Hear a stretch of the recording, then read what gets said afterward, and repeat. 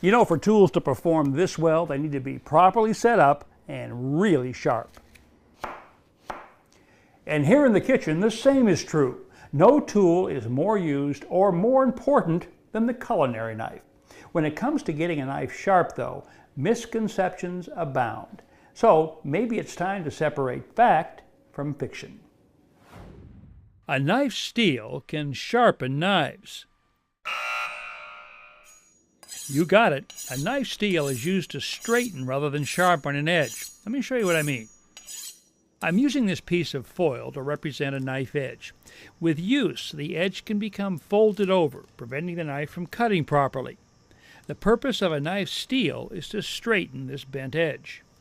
Truly sharpening a dull knife requires that the edge angle or bevel be restored, and that requires a knife sharpener. The best method for sharpening is a traditional abrasive stone. That's what my butcher uses. Now, a sharpening stone will reshape a knife edge. However, using it properly requires that the knife be held at a consistent angle as it's passed over the surface, something that's very difficult to do without considerable practice. A better method is to use a sharpener with a built-in guide that will hold the blade at precisely the correct angle, from the beginning of the stroke to the end. Electric sharpeners grind away too much metal. It's easy to imagine that an electric sharpener might do this. However, a high-quality electric sharpener using diamond abrasives actually removes less metal than a manual device. That's because a top-end electric sharpener operates at a speed of over 3,500 revolutions per minute. Since the abrasives are moving past the knife edge so much faster than would be possible when sharpening by hand, they can be much finer. Finer abrasives not only remove less metal, they also produce an edge that's better defined and extremely sharp. The only way to get really sharp knives is with an electric sharpener.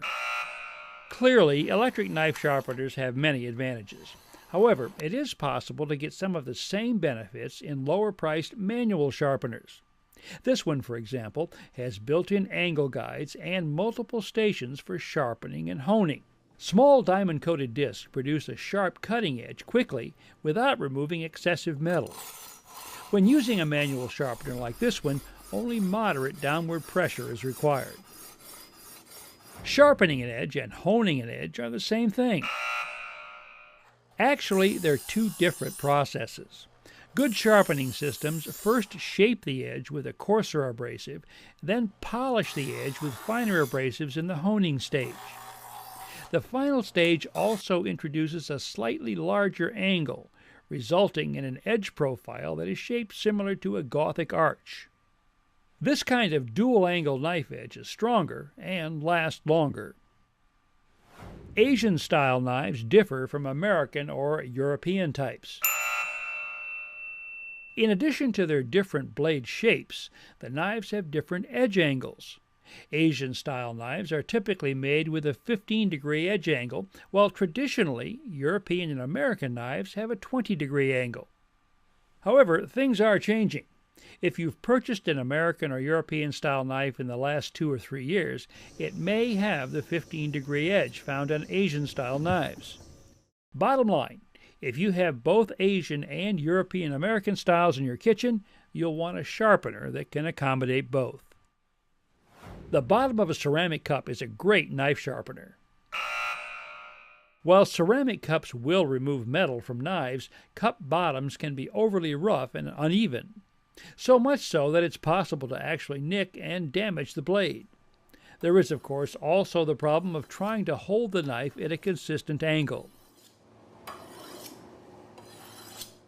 The best sharpness test is trying to slice a sheet of paper.